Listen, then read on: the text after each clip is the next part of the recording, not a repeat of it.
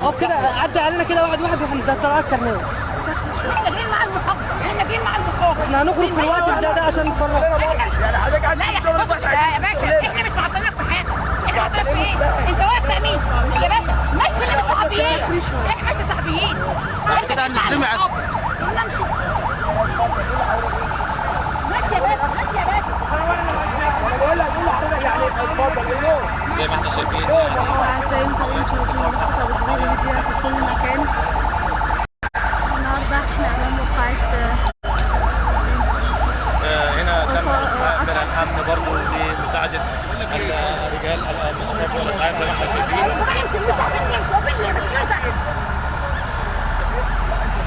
رجال الشرطه ورجال الاسعاف. قطر خرج عن مساره. القطر كان متجه من رمسيس، خرج عن مساره في محطة أليوب. كان رايح منوف متجه من رمسيس رايح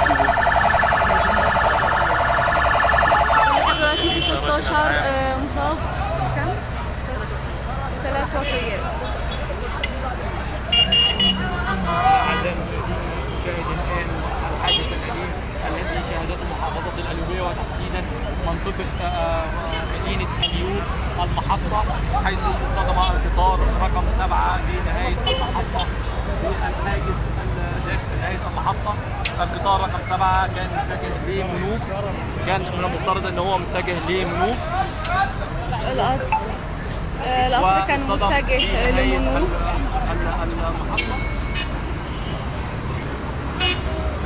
انا لو اتحركت من هنا يا مدام مستحيل اعرف ارجع هنا تاني. ووقوع اكثر من حتى الان زياده عدد المصابين اكثر من 20 مصاب واربع حالة وفاة. 4 حالات وفاة. مع مروه رفع دلوقتي حوالي 5 اخبار لحد دلوقتي في 4 حالات وفاة زي ما احنا شايفين. عربيات الإسعاف كمان في جهود أمنية مكثفة. القطار خرج عن مساره في أليوب المحطة. رجال الاسعاف ورجال الضباط والحماية المدنية. منذ اللحظات الاولى تواجد رجال الشرطة في المكان.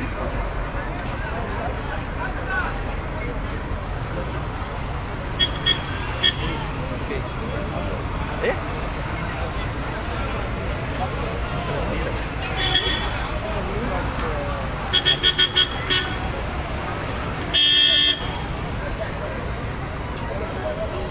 ده انا مباشر ولا ممكن تاخدني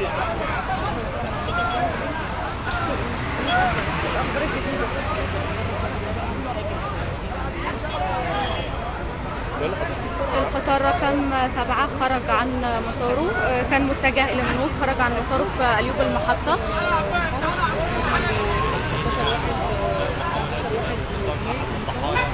بيحاولوا استخراج الضحايا. اصلا ما عرفتش اكلمه، عماله اكلمه.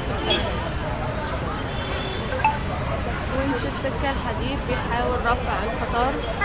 تم هنا استدعاء اعزائي المشاهدين يعني احد جرارات القطارات لسحب القطار من الخلف والونش لرفع القطار من على القضبان.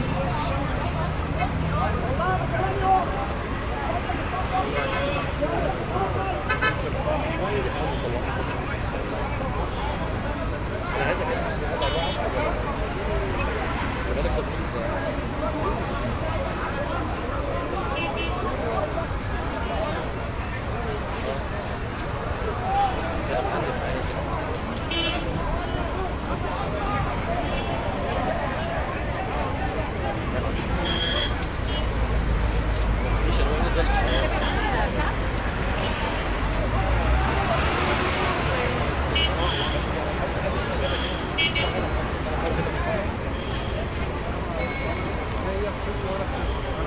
انا مش هعرف افصل عشان اكلمك.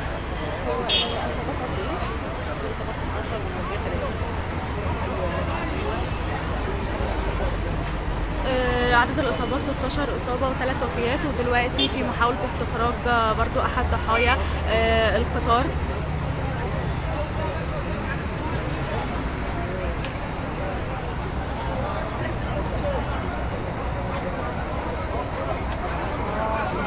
حادث أليم شهادات مدرس اليوب في اليوب المحطة في محافظة القليوبية.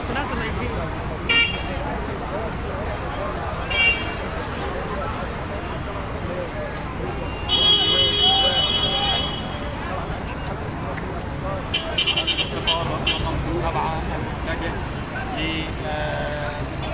لمنوف اصطدم في محطة اليوب المحطة في محافظة القليوبية في نهاية المحطة، وكان يعني صدام كبير كاملة. أفضل ورا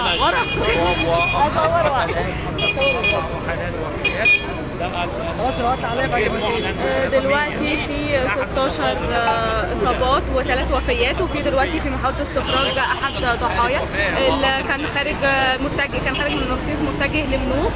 القطار خرج عن مساره تحديدا في اليوب، محطة اليوب. ينتهي هذا التطوير الذي عليه القطار الآن زي ما احنا شايفين الونش بيحاول يطلع القطر، في اسعاف في مطافي، كل الجهود الامنيه مكثفه هنا، الناس طبعا متجمعه هنا. يعني حدث فظيع بتشهده محافظه القليوبيه اليوم، مما ادى الى اصطدامه في نهايه القطار بالصدمات وقوع عدد بيان من المحافظه حالا واحنا فاتحين معاكم البث بالاصابات 23 اصابه 23 اصابه و2 وفيات. البيان صادر من محافظ القليوبيه 23 اصابه ووفيتين و2 وفيات. 3 وفيات ولا 2 وفيات؟ 23 مصاب و3 وفيات. احنا شايفين تجمع الناس، الاسعاف.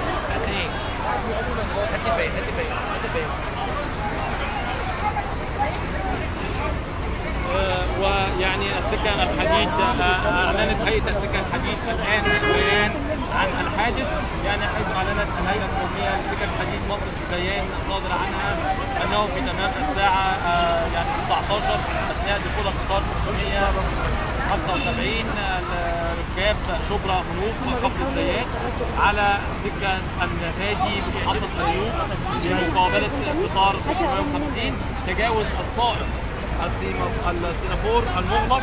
يعني ده بناء على بيان هيئه السكه الحديد ان السينافور كان مغلق، ولكن القطار لم يلتزم يعني اخر حاجه ايه؟ اخر حاجه وتجاوز بسرعه واستمر بالسير.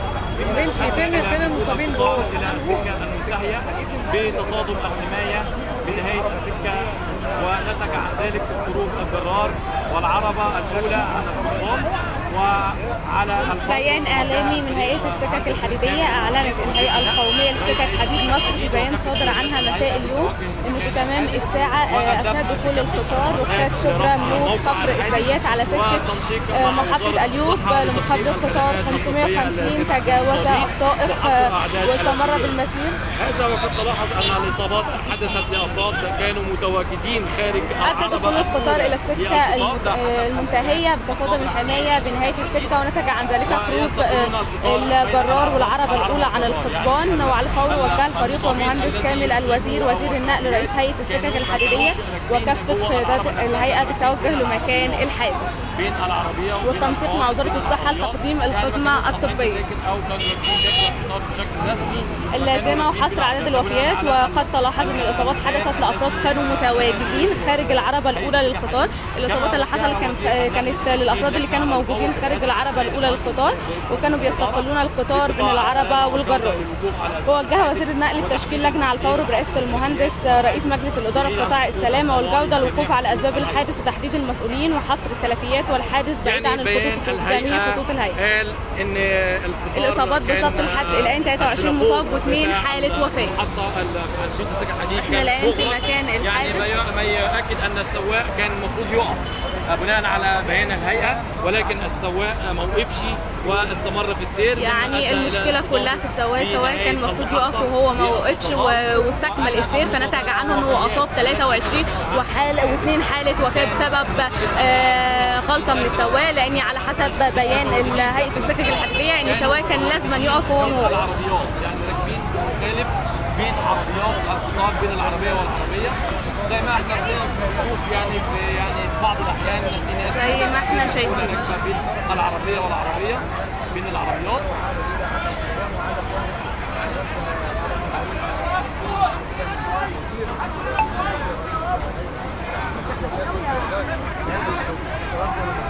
اخر شويه. وان الاصابات اللي حصلت كانوا اشخاص كانوا متواجدين خارج العربه الاولى للقطار وبيستقلون القطار بين العربه والجرار. كما وجه وزير النقل بتشكيل لجنه على الفور برئاسه السيد المهندس نائب رئيس مجلس الاداره. بيحاولوا دلوقتي يشدوا القطر. ونش السكه الحديد بيحاول دلوقتي يستخرج القطر الخارج عن مساره في اليوم.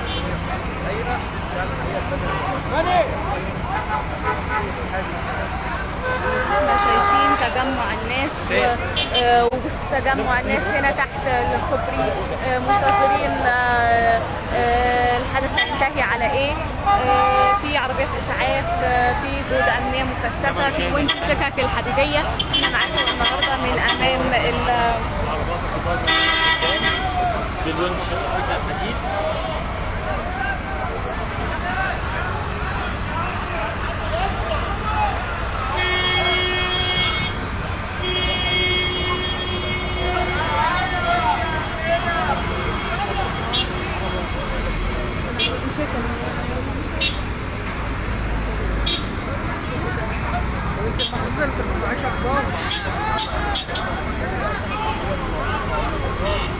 أعزائي متابعي منصة أبو كبير ميديا في كل مكان، كنا معاكم من مكان الحادث بنوفيكم بتفاصيل الجديدة أول بأول لحادث القطار اللي شهدته محافظة القليوبية اليوم، هو خروج قطار عن مساره وأدى إلى إصابة 23 وحالتين وفاة لحد دلوقتي. ده البيان اللي طالع من السكك الحديدية، والسبب إن المفروض القطار كان يتوقف لكن السواق استكمل في مسيرته فأدى إلى الإصابات اللي احنا لسه قايلينها. البيان كل شوية بيتحدث، بيطلع إصدارات جديدة، بيطلع عدد وفيات جديدة، بيطلع عدد إصابات جديدة. زي ما احنا شايفين تجمعات الناس، زي ما احنا شايفين القطر، زي ما احنا الآن بيتم رفع القطار.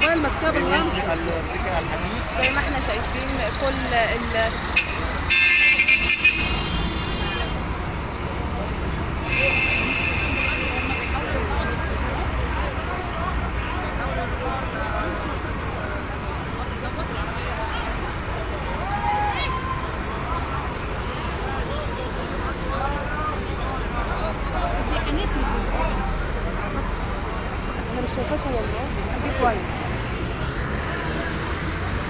بيتم رفع القطار من خلال ونش